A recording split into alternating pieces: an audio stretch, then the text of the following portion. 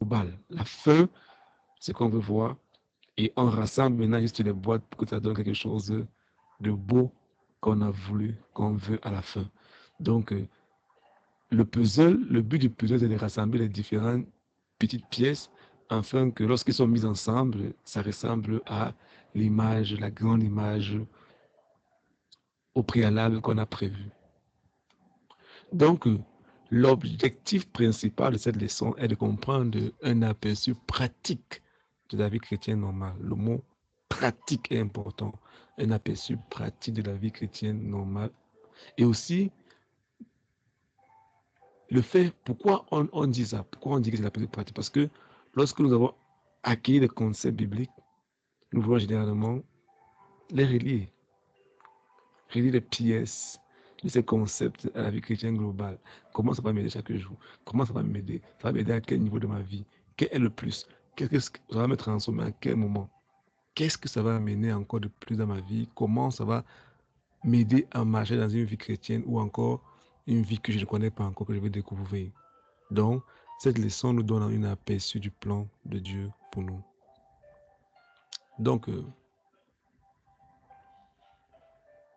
beaucoup parmi nous, nous avons accumulé des informations pendant que nous lisons la Bible, par des amis, des parents. On nous enseigne au cul d'enfant, on nous enseigne à l'église, des livres que nous avons lus, des prédications, des vidéos sur YouTube, des conversations avec des amis passés et autres. On a cumulé les informations. Mais nous avons parfois du mal à savoir que ces nouvelles informations ne s'intègrent pas correctement avec notre vie quotidienne sur la terre. Ou encore pire, par rapport à ce que les gens nous disent, par rapport à ce que les gens nous parlent, des expériences, ou encore leurs frustrations, ou encore les peurs ou encore les informations qu'ils ont entendues d'une autre personne, ça peut nous conduire à de fausses conclusions qui peuvent déformer notre compréhension de Dieu et qu'est-ce que la vie chrétienne. Et pendant ce moment, on va essayer de détruire les mauvais fondements et de placer les bons fondements. Rappelez-vous, la semaine, le module passé, on a parlé du royaume, comment le royaume s'étend, comment le royaume se multiplie. On a vu que le plan de Dieu a toujours été d'être sur la terre et de gouverner la terre à partir du ciel.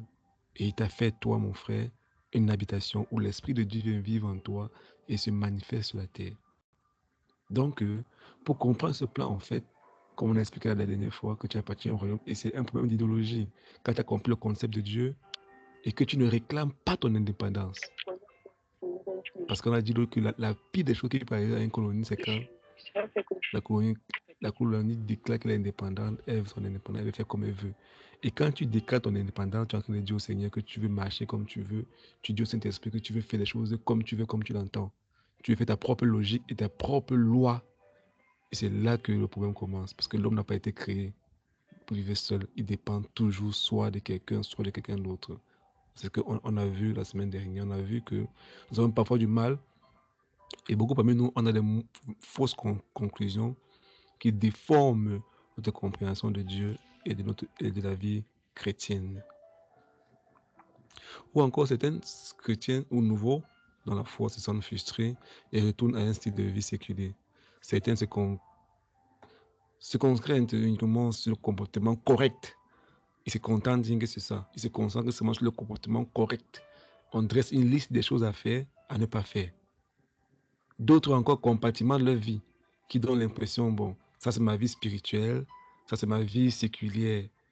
Je pars à l'église et puis quand je sors de l'église, c'est une autre personne. Je pars au travail, c'est une autre personne. On sépare nos différentes vies. Et encore, d'autres peuvent vivre une vie spirituelle selon les propres modèles à eux, conçus eux, selon les logiques à eux, et ils ont des résultats selon eux, mais qui ne s'appliquent pas dans la parole de Dieu. Donc pendant ce moment, on va voir ce que Dieu a prévu pour nous. Dieu n'a pas voulu qu'on vive la vie chrétienne avec nos moyens. Non. Il a prévu tous les moyens dont on a besoin. Et pendant ce cours aujourd'hui, on va voir ça.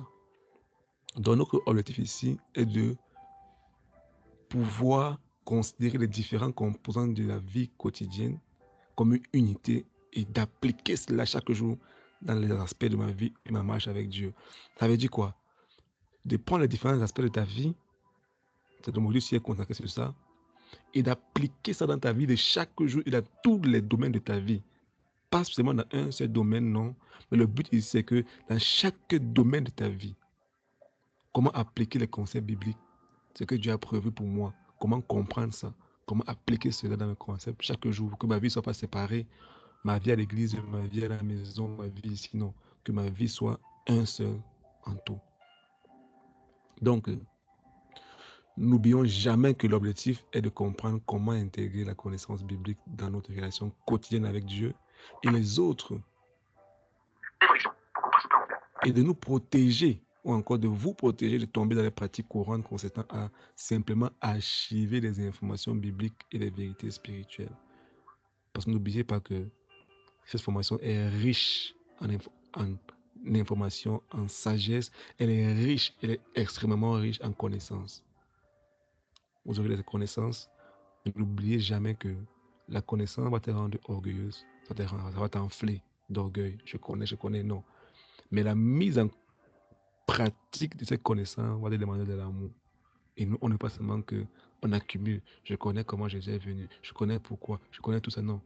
Mais quand tu connais ça maintenant, comment tu appliques ça dans ta vie de chaque jour et quel est le fruit que ça produit dans ta vie de chaque jour. C'est ce que nous voulons voir ici. Ce n'est pas seulement la connaissance biblique, mais on doit appliquer cela chaque jour, à notre vie chaque jour. Donc, au fur et à mesure que vous grandirez, vous deviendrez de plus en plus conscient de votre besoin de marcher continuellement devant le Seigneur, 24 sur 24, 7 sur 7, en recherchant son approbation et de moins dépendre du besoin d'approbation des autres. Parce que tout ce que tu fais, souvent, on a vu sur les étapes que le plus haut niveau, c'est de vivre 100% pour Dieu et de vivre pour les autres et non indépendant des autres, non. Quand tu aimes Dieu de tout ton cœur, tu aimes ton prochain comme toi-même de tout ton cœur. Donc le but ici, c'est que tu puisses arriver à dépendre de la manière dont Dieu te voit et non de la manière dont les hommes veulent te voir.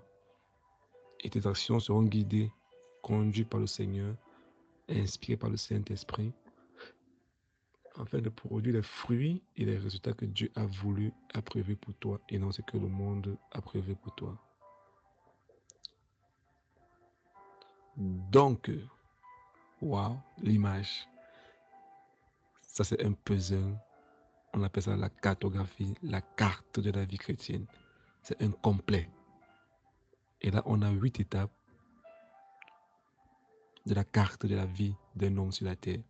Ça comprend les 8 étapes qui résument la vie d'un homme sur la terre selon la Bible. On va entrer dans ces points, point par point. Premier point, on voit avant Christ les cas d'esclavage, le blocage. Deuxième point, on voit une vie non sauvée, comment elle est bâtie sur le sable. Troisième point, on voit le salut, qui est la plus magnifique des choses. Quatrième point, on voit la parentalité spirituelle. On voit encore le coaching ou encore l'accompagnement spirituel. Cinquième point, on voit la maturité spirituelle, la fécondité, la reproduction. Sixième point, on va voir se bâtir sur Jésus-Christ. Faire Jésus un rocher, une fondation. Septième point, on va voir le tribunal de Christ. Huitième point, on va voir qu'est-ce qui se passe au tribunal du jugement des incroyants. Tout ce qui est en rouge, vous voyez là, c'est mauvais. Tout ce qui est en vert que vous voyez là, c'est le but. Ce que vous voyez qui est en bleu, c'est le processus. Il y a une flèche que vous pouvez voir. Ce processus qui commence ici, qui est un processus de croissance. Un processus de croissance. Jusque là. Donc, quand tu commences ici, tu ne connais pas Jésus-Christ, tu passes par la croix, et après la croix, il y a ce processus-ci. En général, ça ne va pas monter et descendre. C'est censé être tout droit comme ça, et non en dents de scie. Mais quand ça les tient, normalement, c'est comme les escaliers. Je sais que sur le graphisme, on a eu un problème, mais c'est comme un escalier. Pas que tu montes, tu descends, non, tu montes, tu te stabilises, tu montes, tu te stabilises, tu montes, tu te stabilises, tu montes, tu te stabilises.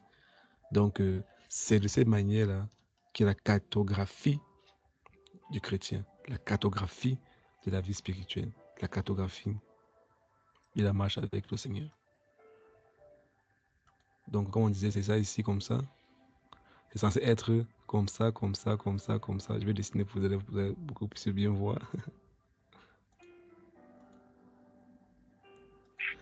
En fait, c'est censé être des escaliers, comme ceci. Mais on a eu un souci avec le graphisme. Donc, c'est censé être comme ça. Quand tu commences avec Jésus-Christ, tu vas comme ça jusqu'au bout. Donc, on va voir ces différents points tout à l'heure. Quelle est la signification de cette image? Qu'est-ce que ça représente? On a dit tout à l'heure que ça représente en fait le résumé de la vie d'un homme sur la terre. Ce qui va se passer s'il ne marche pas bien, ce qui se passera s'il marche selon la volonté de Dieu, selon son plan pour ma vie. Donc, en premier point, on comprend que Dieu n'a rien créé pour rien. Tout ce que Dieu a fait, il a fait pour un but. Et tu es sur cette terre parce que Dieu t'a envoyé sur cette terre parce que tu as un but. La semaine prochaine, on va expliquer ça clairement. Tu vas comprendre que tu es un champion. Tu vas comprendre que tu es une personne de valeur. Tu vas comprendre ce que Dieu a mis dans ta vie et qu'il t'a choisi. Donc, Dieu, la Bible nous enseigne que Dieu n'a rien fait pour rien, que toute la création de Dieu, c'est pour un but. Tout ce que Dieu a fait, il a fait pour un but. La Bible dit que même les fleurs que vous voyez, la couleur même des fleurs, chaque fleur a une couleur spécifique parce qu'il y a un but. Il y a des fleurs qui n'attirent que certains types d'insectes. Et il y a des insectes qui ne voient que certaines couleurs. Donc tout ce que Dieu a fait, il n'a pas fait ça pour rien. Il y a un but derrière toute chose. Donc la création est un but et un résultat spécifique. Donc tout ce qui est dit dans ce monde a été conçu par Dieu pour un but particulier. L'air que nous respirons, le ciel, les couleurs, les arbres, les poissons, les plantes, tout ce que Dieu a fait, c'est pour un but. Le but alors c'est quoi? Le but c'est la clé. Comme nous avons dit plus tard, c'est que quand nous avons compris le but de quelque chose, nous ne pouvons pas abuser d'elle. Nous pouvons l'utiliser pleinement. Tu comprends comment utiliser ton téléphone, le but de ton téléphone, le but de manguer, le but de ta maison, des chaussures. Quand tu connais le but de quelque chose, tu peux l'utiliser pleinement. Et quelqu'un qui connaît pas le but de quelque chose, il peut prendre une statue, une œuvre d'art qu'un homme a acheté très cher, 3 à 5 millions. Il a habillé dans son salon. Toi, tu viens, tu vois que c'est le bois. Tu prends le bois, tu le mets au feu pour faire frire tes œufs, préparer ton couscous. Ça va brûler, c'est le bois. Mais tu n'as pas compris le but de la beauté, du temps qui a été mis à l'intérieur pour former cette magnifique chef-d'œuvre. C'est du bois, c'est vrai, mais c'est un bois qui a une autre valeur. C'est un bois qui a une valeur et ça coûte cher. Mais vu que c'est toujours du bois, ça peut toujours brûler, tu mets au feu. Donc quand tu connais le but de quelque chose, tu ne peux pas abuser d'elle.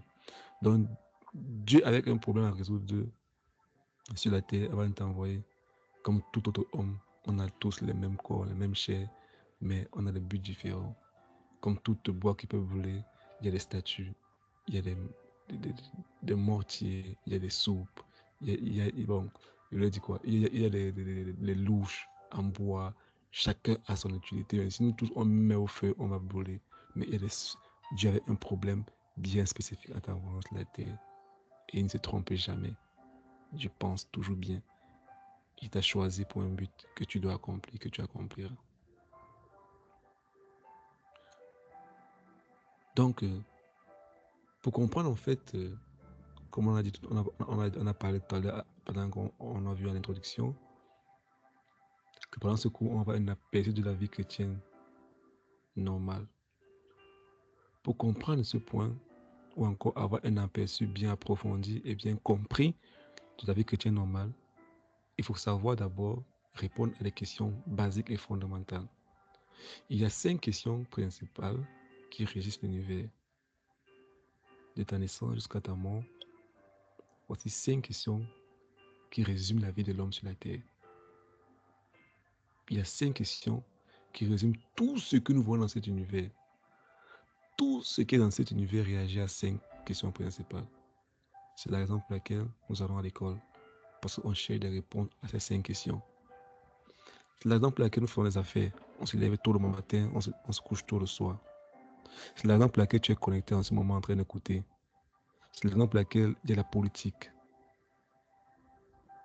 C'est la raison pour laquelle on lutte. Les pays bombardent d'autres pays. les guerres par là, les haines entre les gens, les rivalités, les discussions, les problèmes ici. La raison pour laquelle nous nous détestons. La raison pour laquelle nous avons créé les religions, des églises ou encore des sanctuaires. Parce qu'on cherche les réponses à ces 5 questions. C'est la raison pour laquelle nous avons des rapports sexuels. La raison pour laquelle les filles se prostituent. Les gens mentent. Les gens sont sur les réseaux sociaux, dans la pornographie, la masturbation. La raison pour laquelle nous mentons, nous volons. Parce qu'on cherche des réponses à ces 5 questions. Il y a 5 questions qui régissent l'univers. Quelles sont ces 5 questions? Quelles sont ces 5 questions? Première question, qui suis-je? D'où je viens?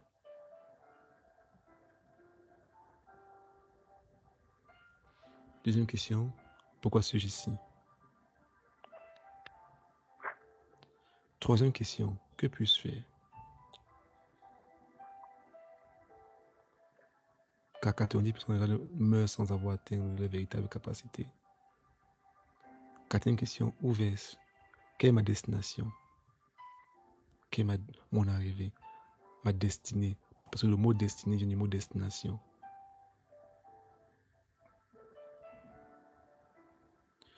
Donc la première question, en fait, c'est vrai que c'était coupé en haut. C'était qui suis-je? Qui suis-je, ça veut dire quoi? Qui suis-je réellement? Beaucoup de gens ne peuvent pas répondre à cette question. Qui suis-je?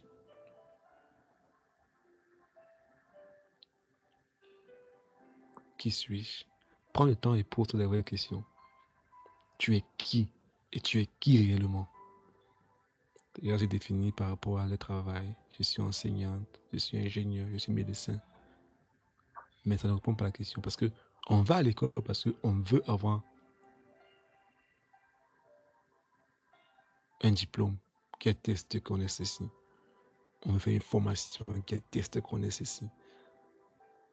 On cherche la réponse. On cherche, je suis ingénieur, je suis infirmier, je suis docteur, je suis pilote, je suis enseignant. On cherche la réponse qui suis-je? On cherche la question, la réponse qui suis-je? D'où je viens? On cherche tout le monde. Aujourd'hui, on est en train de faire des recherches pour trouver d'où vient l'homme. Et ça nous a enseigné qu'on est, on est le produit d'une évolution. On a devenu des singes, Japonais devenu ça, on est devenu ça. D'où viens-je? Tu viens d'où? Tu viens d'où? Troisième question, pourquoi suis-je ici?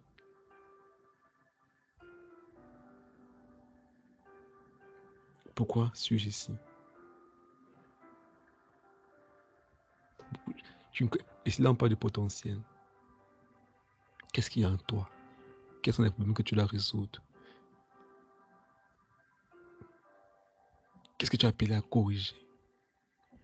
Parce que beaucoup ne connaissent pas ce qu'ils sont appelés à faire. Parce qu'ils savent ce qu'ils sont appelés à faire, eux, ils deviennent des problèmes pour d'autres personnes. Ils créent des problèmes parce qu'ils ne résoudent des problèmes. On a dit avant toi que Dieu avait un problème à résoudre. C'est la raison pour laquelle il t'a envoyé sur la terre. Il t'a envoyé parce que tu as une mission. Tu as une mission accomplie que tu dois accomplir avec lui. Donc, qui a la réponse à cette question est vraiment libre et accompli. Et la plus grande tragédie que l'on peut avoir, c'est de mourir sans répondre à cette question. Où vais-je? Je vais mourir, je m'en vais où? Quand je quitte cette terre, je pars où? Quel est ce que je laisse la terre comme contribution? Qu'est-ce que j'ai apporté sur la terre? Parce que un avion ne décolle pas sans destination. Tu es venu ici avec une destination. Et beaucoup d'avions n'atterrissent pas. Il y a des crashs. Comme beaucoup n'ont pas atteint. Quel est mon avenir? Je m'en vais où? Et quand tu as la réponse, tu prends le temps, après cette vidéo, tu penses à c'est une question profondément. Tu verras une liberté que tu vas comprendre. Parce que la plus grande tragédie qui peut arriver à la vie d'un homme, c'est pas la mort. La plus grande tragédie qui peut arriver à un homme, c'est pas la mort. C'est pas le plus grand tourment. C'est la vie sans le but. Parce que les hommes n'ont pas peur de mourir. Les hommes n'ont pas peur de mourir. Les hommes qui ont accompli leur but sur la terre n'ont pas peur de mourir.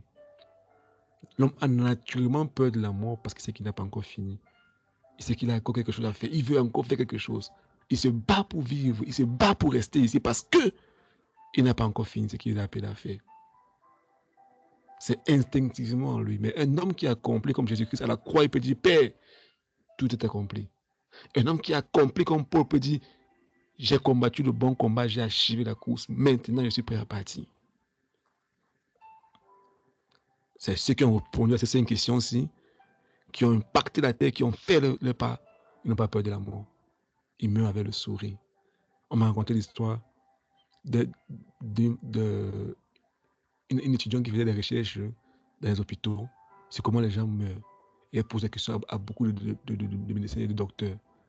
C'était, on dit, il y a des gens qui sont morts, on avait l'impression que sur leur visage, waouh, on voyait une lumière, son sourire dans la mort. D'autres, on voyait, quand ils mouraient, on sentait comment ils ont vu quelque chose de ténèbres, de terrible. Oui, mais ceux qui ont vécu la vraie vie n'ont pas peur de la mort. Ceux qui ont accompli leur but sur cette terre n'ont pas peur de la mort. Ceux qui ont marché sur la terre, ils ont touché le cœur de Dieu, ils ont fait la volonté de Dieu sur la terre, ils n'ont pas peur de la mort. Ce soit ton cas et ton partage au nom de Jésus-Christ.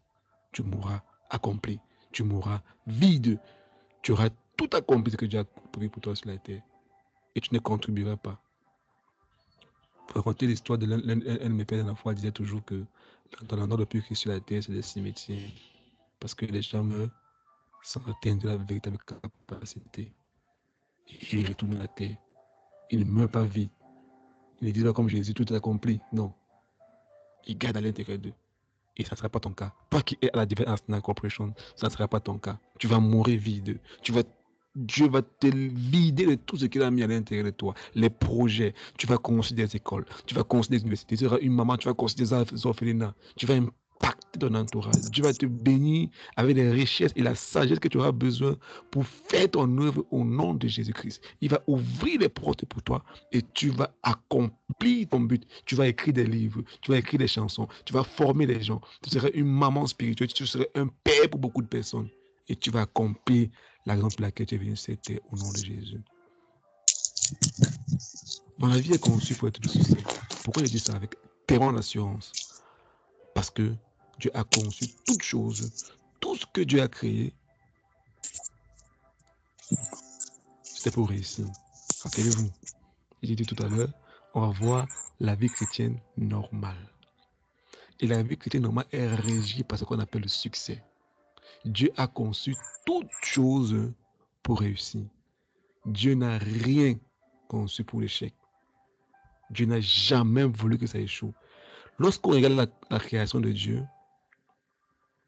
tout ce que Dieu a créé réussit naturellement.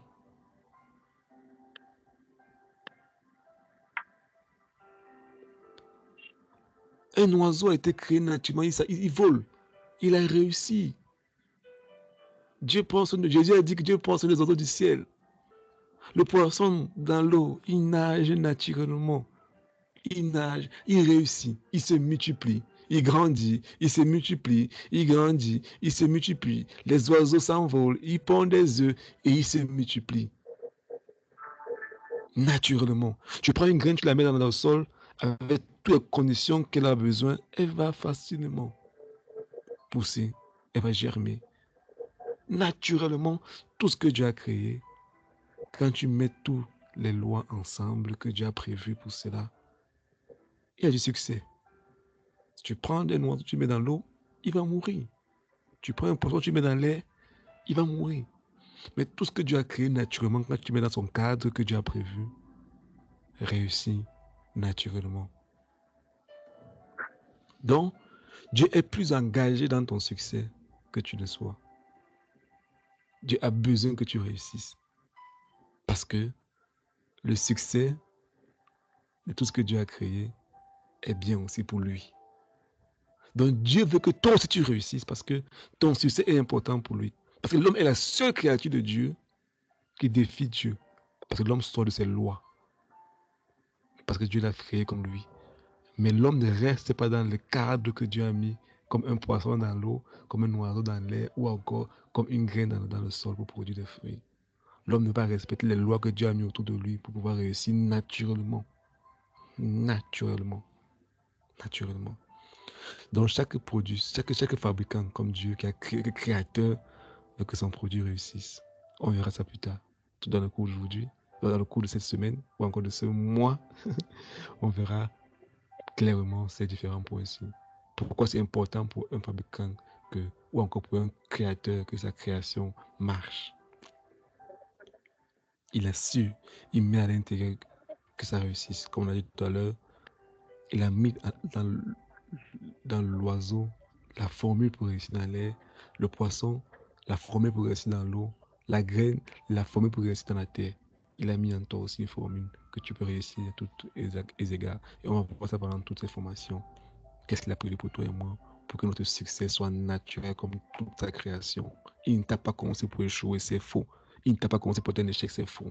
Tu as été conçu pour réussir et tu réussiras au nom puissant de Jésus-Christ. Donc, si nous revenons encore à notre image, nous revenons à notre image de salut, abréger la vie chrétienne normale.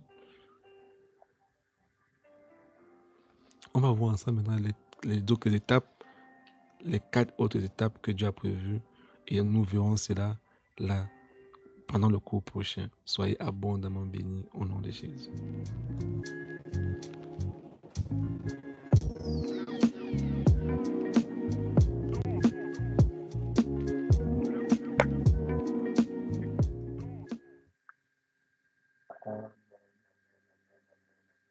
Personne ne dit amen. C'est continuer qu'on ne va pas dire amen. Comme particulier dans le format, c'est bien. Je commence quelque chose. Bonsoir à tous. Bonsoir, bonsoir. Bon, Amen. bienvenue.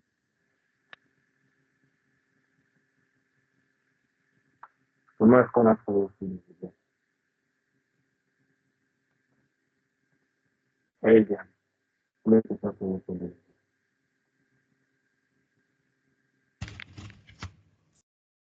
Bien, bien, le cours était bien.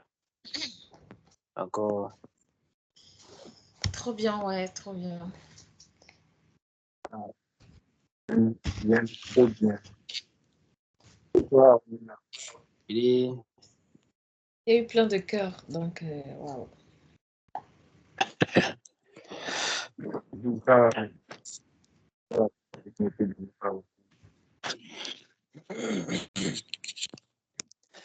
Il y a...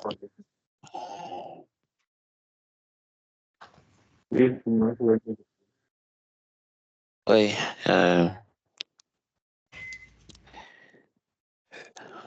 En fait, plus on avance, plus je comprends en fait que la leçon qui regroupe à peu près ce qu'on voit maintenant, c'est le concept d'idéologie. Parce que c'est un cours vraiment que il faut que je comprenne ce cours-là. Oui.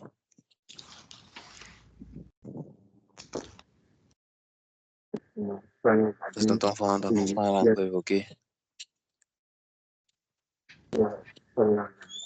Et puis, il y a des questions de venir par rapport à ça. Bon, j'ai du mal à t'écouter. Ton micro est un peu... Bon, personne m'écoute. Oui, oui. C'est trop bas. C'est pas bas, en fait. Il y a un fond sonore là-dessus. Ah bon, non, c'est pas mon thème. C'est pas pour Bon, pas un fond. En fait, quand tu C'est parles, brouillé, c'est comme... brouillé, c'est assez Oui. brouillé, vraiment. ça fait comme ça grattait, c'est ça. Oui. Ta voix est brouillée, donc je te saisis pas.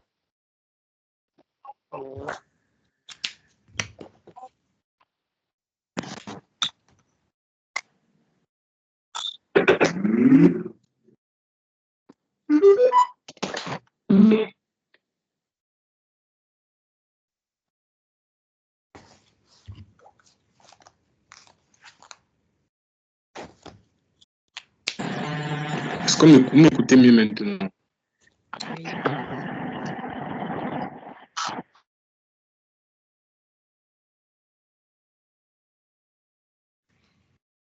Non.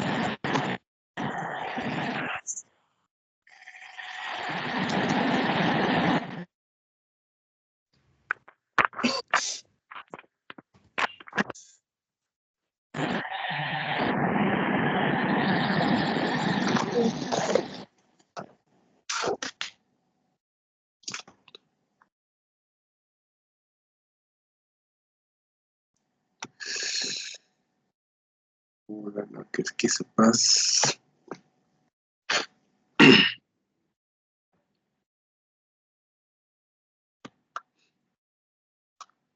Je pense qu'on t'écoute mieux maintenant. Ah, on m'écoute mieux maintenant. Oui. Ok, excusez-moi, je ne sais pas ce qui s'est passé à mon micro. Ça, quand mon micro a commencé à déranger. Bon, comme on est en train de dire, le cours d'aujourd'hui, on parlait de l'aperçu de la vie chrétienne normale. C'est quoi une vie chrétienne normale? Lorsqu'on parle d'une vie chrétienne, comment est-ce qu'on doit se comporter? En fait, j'ai dit que c'est ça en fait qu'on va traiter majoritairement durant ce module. Comprendre la vie chrétienne. Parce qu'on se rend compte que plusieurs d'entre nous, c'est vrai, on dit on est enfant de Dieu, on est là, on est à l'église, on monte, parfois on monte, on descend, mais on ne comprend pas. On voit certaines personnes, ou encore même nous-mêmes chrétiens, parfois on est frustrés. Les frustrations sont dues au fait qu'on ne sait même pas comment on doit se comporter, on ne sait même pas comment on doit faire en tant qu'enfant de Dieu. Et c'est pour ça que ce serait important pour chacun d'entre nous d'être assez concentré, Comme on a vu l'exemple du puzzle, on demande est-ce que tu essayes, est-ce que c'est possible d'assembler un puzzle que tu ne connais pas l'image? C'est compliqué. Après, tu te sens même frustré parce que tu ne connais pas le résultat final, tu ne connais pas ce à quoi tu t'attends. Et on vit ça au niveau où, parfois, lorsqu'on est de nouveau en tant qu'enfant de Dieu, on vient là à l'église, on accumule les informations. Oui, je lis la Bible, oui, j'ai des amis qui parlent, oui, j'ai mes parents, et surtout, on se bombe avec YouTube. Mais en fait, en réalité, toutes ces choses-là, c'est pas mauvais, en fait. Toutes ces choses-là, ce n'est pas mauvais.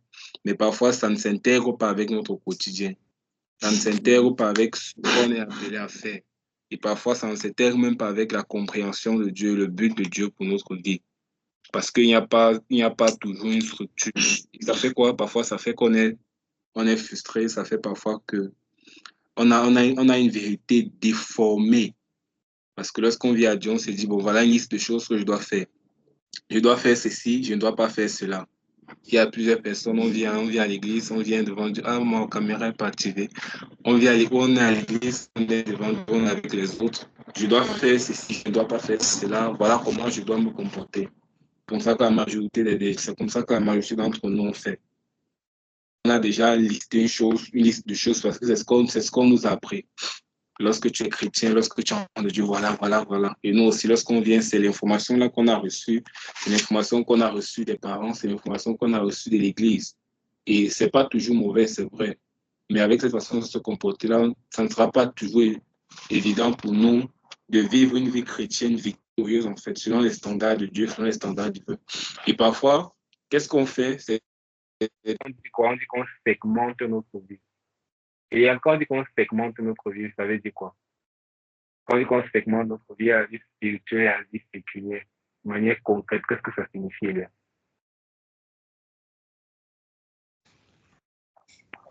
Oui, ça veut dire qu'on ne mélange pas. Dieu reste dans le spirituel et les choses du monde restent dans la vie séculière. C'est ça? Je peux nous prendre un exemple pratique.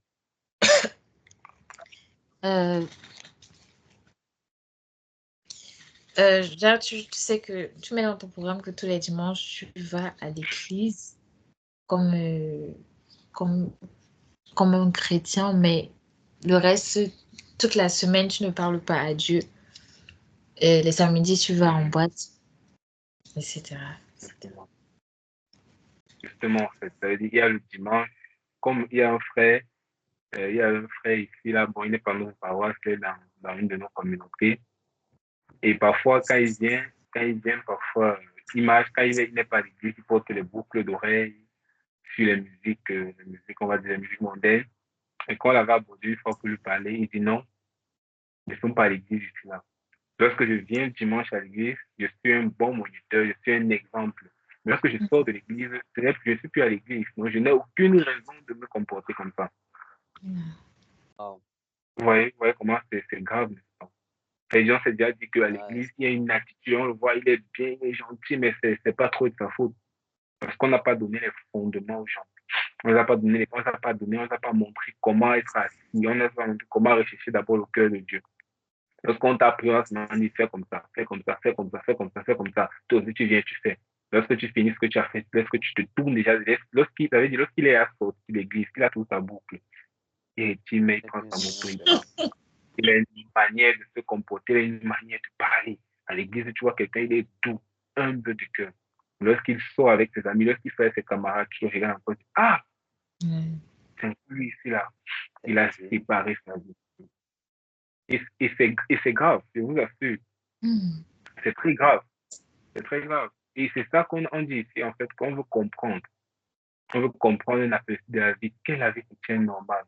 Le but, c'est quoi ici? On dit que le but, c'est de considérer tous ces composantes comme un tout. Ça veut dire quoi? Il n'y a pas ma vie spirituelle, il n'y a pas ma vie spirituelle. Il n'y a pas ma vie à l'église, il n'y a pas ma vie à la maison, il n'y a pas ma vie à l'école. Le but, c'est qu'ici, je puisse impliquer Dieu dans tous les aspects de ma vie. Parce que si je parviens impliqué dans tous les aspects de ma vie, Yann qui est à la maison, Yann qui est à l'église, Yann qui est à l'école, au travail, ce sera la même personne. C'est ça, n'est-ce pas? Et c'est ça qu'on doit comprendre. Il ne doit pas avoir plusieurs visages. C'est-à-dire, si on te connaît comme ça, si on te connaît comme ça là-bas. Donc, le but de ce que nous sommes en train de faire maintenant, c'est d'intégrer la connaissance. C'est d'intégrer la connaissance biblique dans notre relation avec Dieu. Et ce n'est pas seulement emmagasiner la connaissance. Ça, c'est une phrase qu'on répète à chaque fois. C'est que la connaissance te rend orgueilleux. Il n'y a rien qui va te rendre orgueilleux que la connaissance. Tu comprends ça, Eliane? Non. Tu sais pourquoi? Non, je ne comprends pas. Plus tu connais, plus les hommes t'élèvent.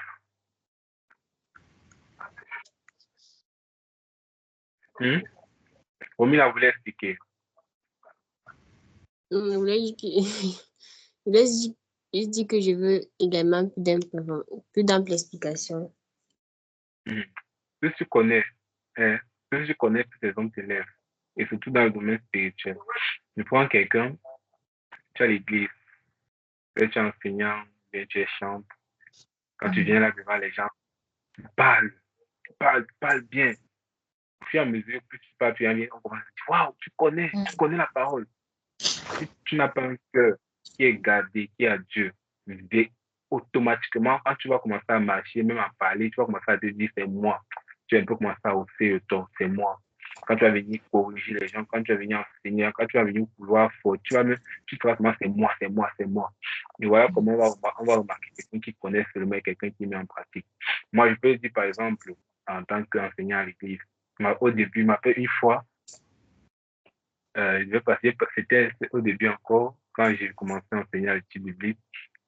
Je me souviens un jour où je suis arrivé en train d'école, c'était une semaine d'enseignement. Et arrive le jour-là, on me dit que je dois enseigner.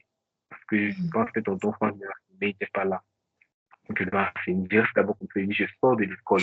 Je n'ai pas préparé l'enseignement. Vous venez me dire que je dois enseigner. J'enseigne que je connais, je vais dire quoi.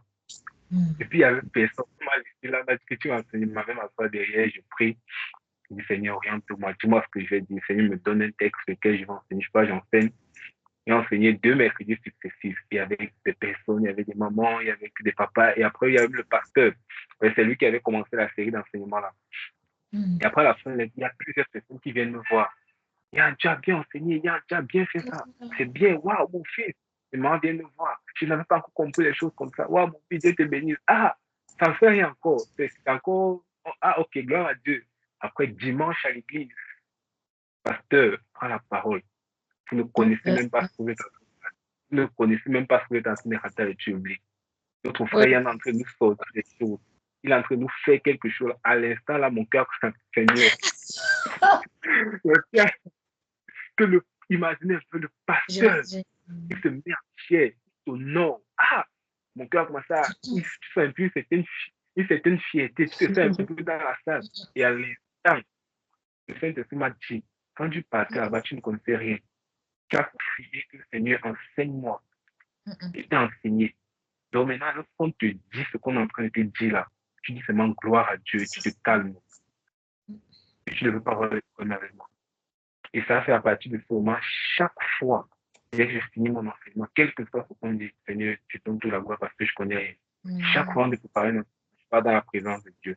Je ne veux pas ressortir dans un cœur orgueilleux. Je ne veux pas qu'à la fin, parce qu'il n'y a pas une fois que tu vas finir d'enseigner, quand tu vas finir d'écouter, les gens ne vont pas venir te dire des choses.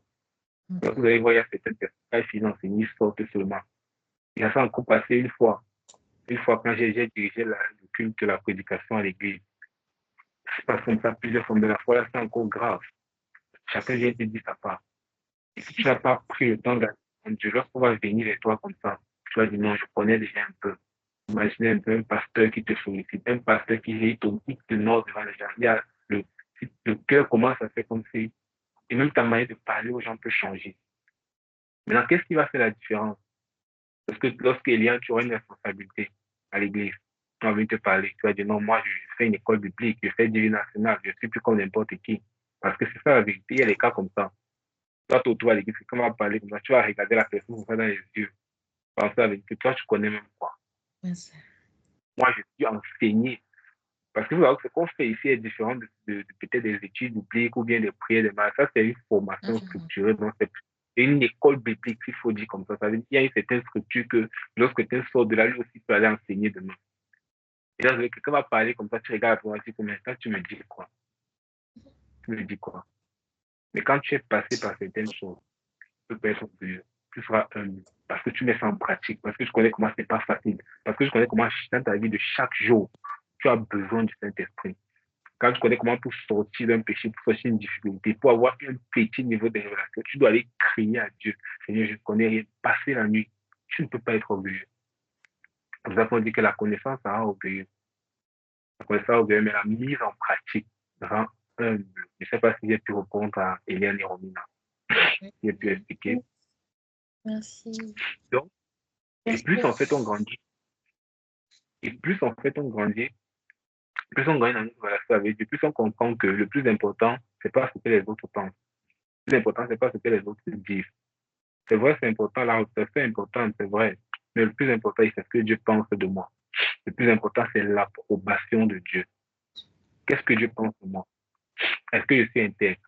C'est vrai, les gens m'apprécient, les gens disent ça, mais qu'est-ce que Dieu pense de moi? Et ça, le plus de tout, c'est de nous concentrer sur ce que Dieu pense de nous. Les hommes n'ont qu'à parler. C'est vrai, ouais, Jésus-Christ, il est venu à faire ce qu'il avait à faire. On l'a trouvé insulté.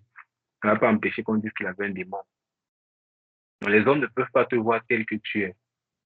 C'est vrai, c'est pas mauvais, mais quand on commence à comprendre certaines choses, mes actions ne sont plus orientées à plaire aux hommes.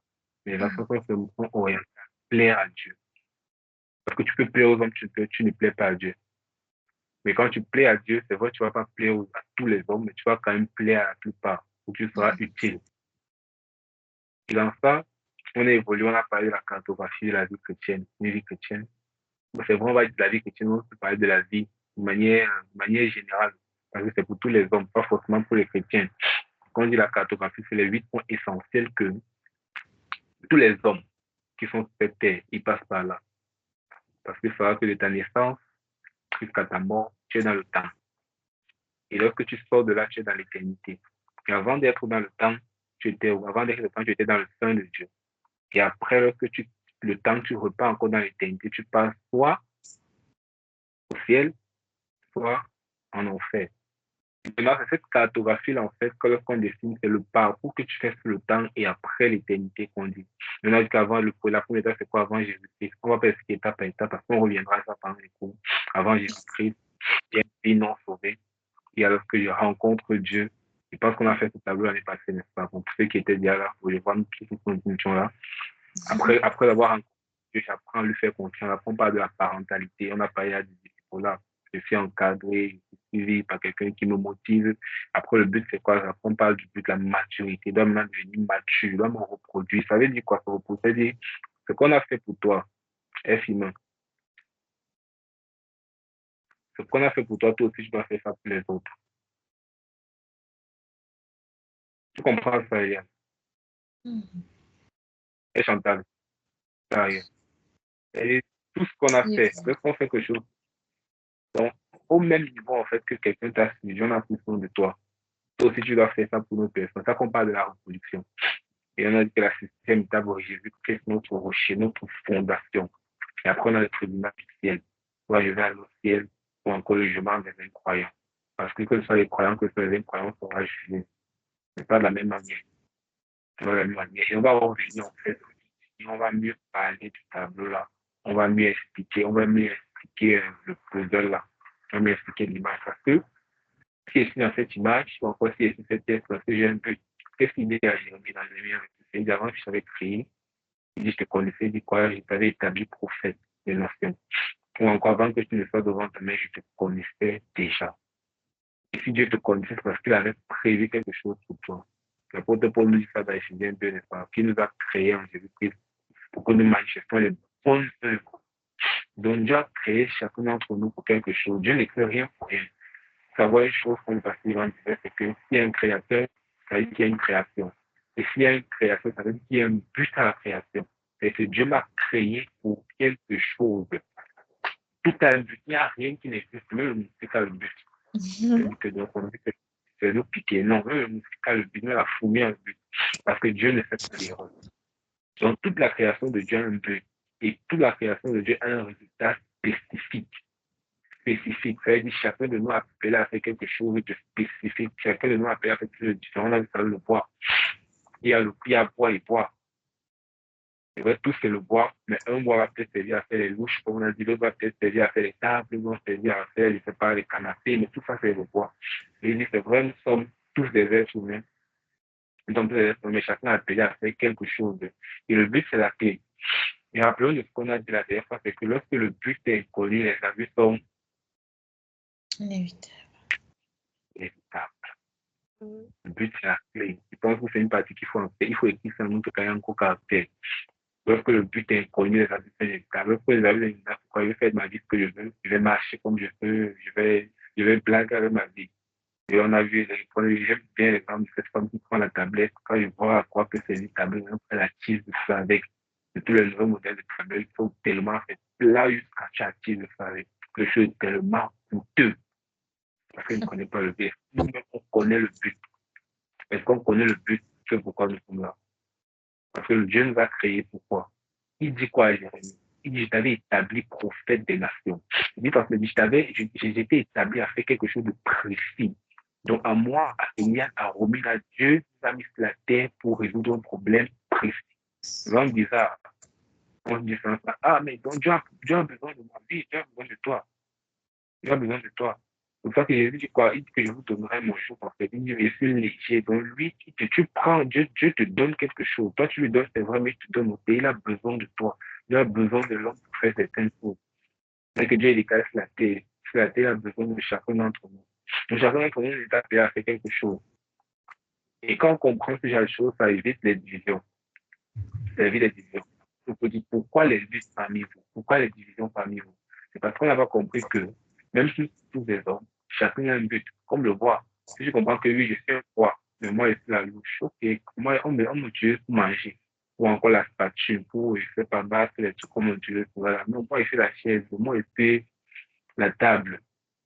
Si chacun comprend comme ça, on n'a plus de problème. L'apôtre Paul explique le même exemple en prenant l'exemple du corps, mais parce que nous sommes tous un corps. Donc là, c'est chacun d'entre nous, en fait, qui doit comprendre. Nous avons parlé des 5 principales questions, en fait, qui régissent l'univers. Parce que c'est la raison pour laquelle on fait tout ce qu'on fait. Qu'on parle à l'école, on a dit qu'on fait quand, qu'on est connecté, qu'on fait X, qu'on fait Y, qu'on se marie, qu'on a des enfants. Les 5 questions, les questions qui régissent l'univers. Quelle est la première question? Tu peux nous rappeler quelle était la première question? Qui suis-je? Qui suis-je?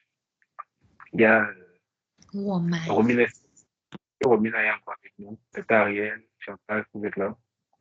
Oui, je suis là. Et gloire à Dieu, comme il y a la plus, c'est qui? C'est une question d'identité.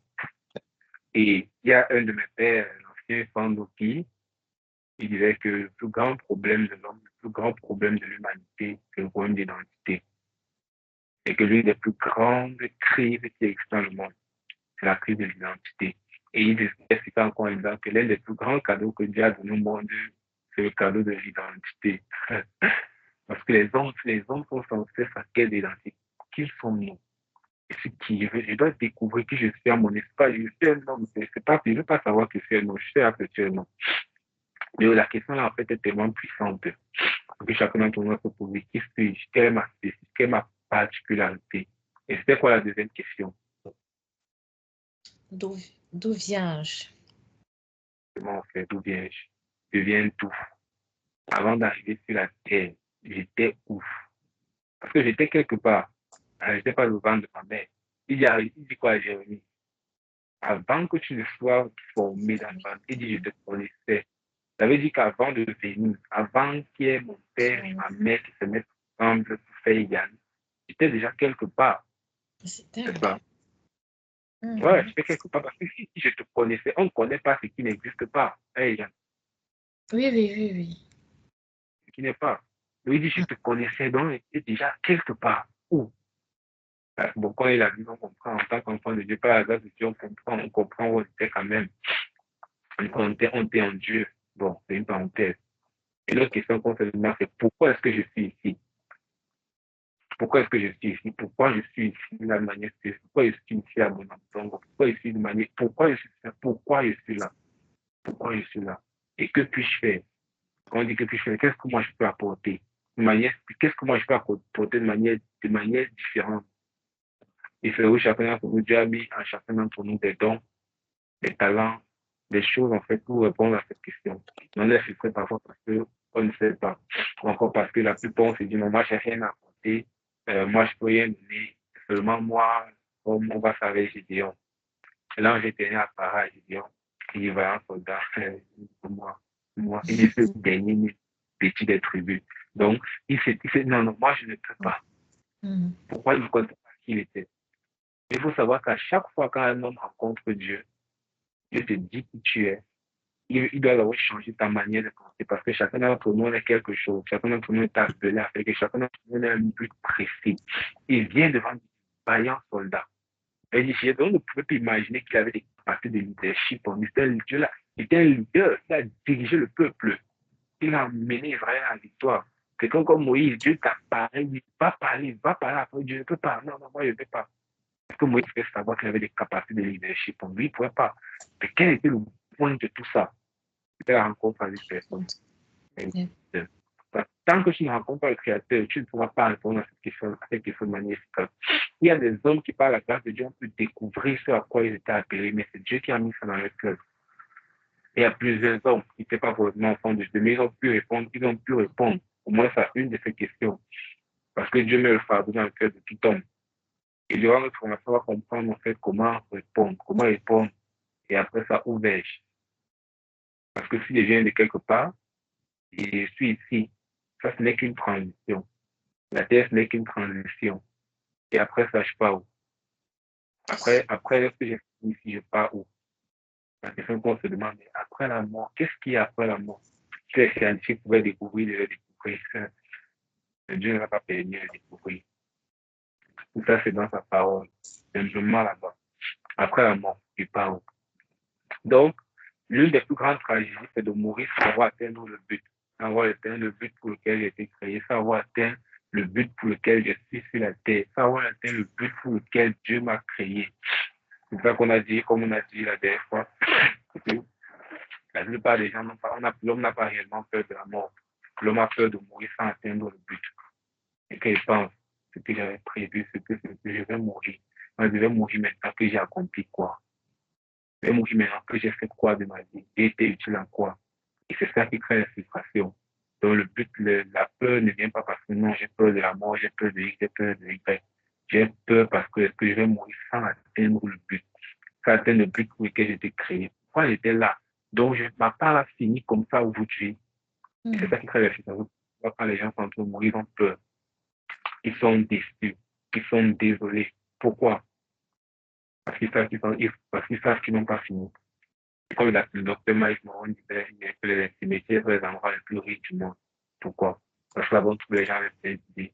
Il y a là-bas, il y a les idées qui n'ont jamais été, qui n'ont jamais vu l'accomplissement. Les grandes idées, les gens qui sont morts avec leurs idées, qui ont accompli le but.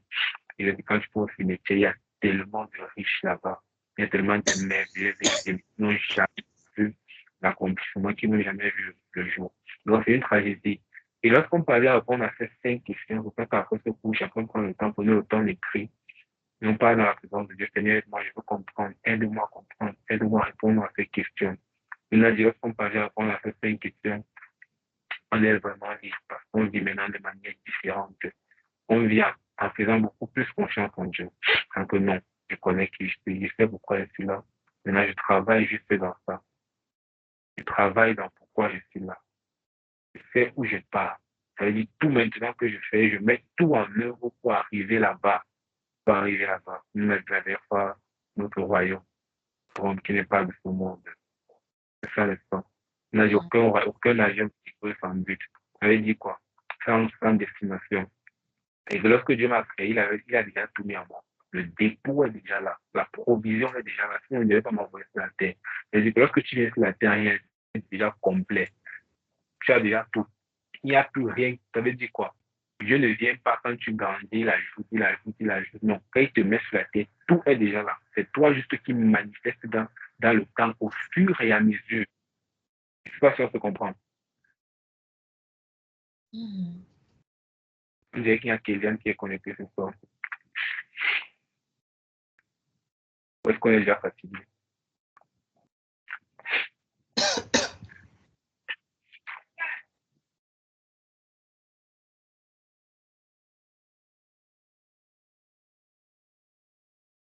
Tonton Yann, ton micro est coupé. J'ai fait exprès. Oui, ça s'est arrivé. Je suis en train de répondre à moi qui m'appelait. Excusez-moi. Il est qu'aucun avion, en fait, ne décolle, en fait, sans connaître la destination. Et je sais pas d'où que Dieu nous met sur la terre, il met tout le bagage en nous, il met tout le nécessaire en nous. Et on disait quoi? La vie est construite pour notre succès. C'est-à-dire, Dieu ne t'a pas envoyé sur la terre pour que tu échoues. Dieu ne t'a pas envoyé sur la terre pour que tu sois un échec. C'est ça, n'est-ce pas? Donc, Dieu a construit toutes choses pour réussir.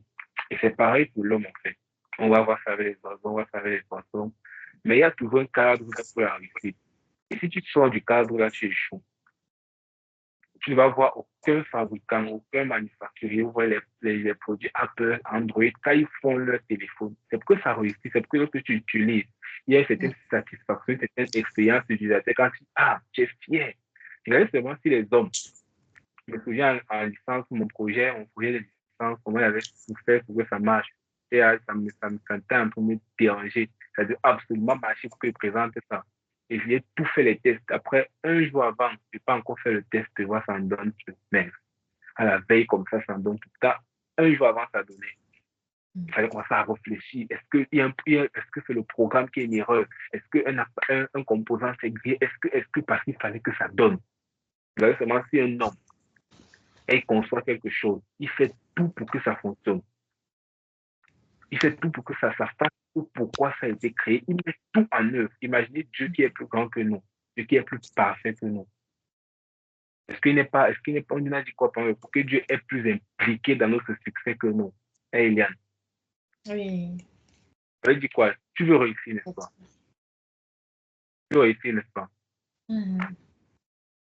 Dieu veut que tu réussisses plus que toi, tu ne veux réussir. Amen. Amen. Et Dieu est plus impliqué dans ton succès que toi. F-Humain, Romina, Tata, Ariel, moi-même. Ça veut dire Dieu est plus impliqué dans notre succès que nous-mêmes. Mais, il ne peut pas faire ça seul. Il a besoin de nous. Ça veut dire quoi? Le Dieu vient, Moïse, c'est un libérateur, il a appelé Moïse à libérer, il dit à Moïse de partir. Moïse a dit non, je ne sais pas parler. Si tu ne parles pas, tu ne vas pas faire le but pourquoi tu as été créé. Donc, pour faire des choses que Dieu t'a appelé à faire, Dieu a besoin de toi. Si tu dis non, tu ne le feras pas et il ne te forcera pas. On a dit quoi? Le Saint-Esprit, c'est un gentleman. Il ne force pas. Il est cool. Ok, fais comme ça. Non, non, moi, je ne peux pas. Ok, on peut prendre quelqu'un d'autre. On pas forcément qu'on va prendre quelqu'un d'autre, mais c'est toi qui vas payer. Moi, si j'étais, on refusait. Il restait. Le Saint-Esprit, il ne force personne. Dieu ne force personne. Donc, Dieu est plus impliqué dans notre succès que nous. Et le meilleur cadre pour réussir, c'est dans sa présence. On dit quoi, le vrai besoin de l'homme, c'est Christ. Une fois que tu te détaches, tu te déconnectes de ta source. Si le poisson sort de l'eau, qu'est-ce qui se passe? Il meurt. On a dit quoi par exemple parce que l'homme a toujours cette faculté à tout vouloir désobéir, vouloir se déconnecter de Dieu, vouloir faire comme il veut. Donc, sachant en fait que pour chacun d'entre nous, Dieu a prévu quelque chose, il a prévu des projets de paix et non de malheur. Amen. Mais du coup, de ça, il a besoin que nous restions en lui. Il a besoin qu'on reste dans sa volonté en Jésus-Christ. Amen. Amen. Amen. Amen. Amen, amen. Je ne sais pas si quelqu'un a une question ou quelqu'un a un ajout.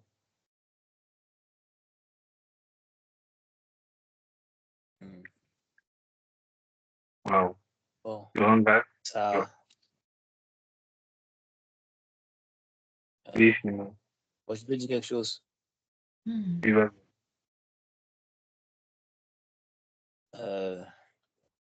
C'est par rapport aux questions aussi. Je me souviens, je me rappelle une fois, bien avant que je ne vienne à Christ, mon grand frère m'avait dit que Dieu m'a créé pour un but. Bon, là, je ne comprenais pas pourquoi il disait ça. Je ne comprenais pas. Donc, je ne connaissais pas encore Christ. J'étais toujours dans mes choses du monde. Mais la question là, un jour, ça m'a beaucoup parlé. Et puis, c'est bien après que je suis venu à Christ que j'ai vraiment compris pourquoi il m'avait dit ça.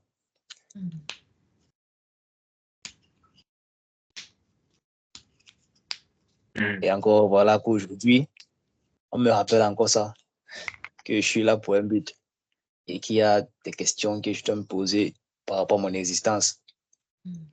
Ah, ça suscite beaucoup de curiosité et aussi beaucoup d'engagement de ma part.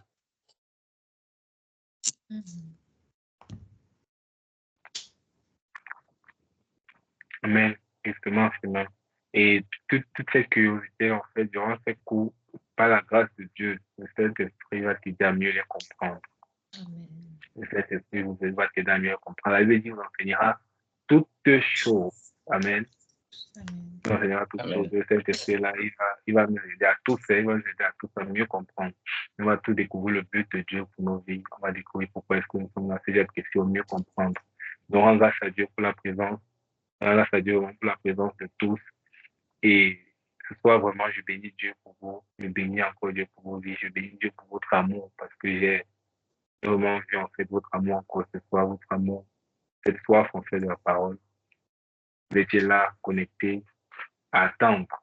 Et même après, on a voulu arrêter, vous étiez toujours là. Et ça m'a vraiment touché en fait. Je dis, waouh, Seigneur, j'ai tellement gagné.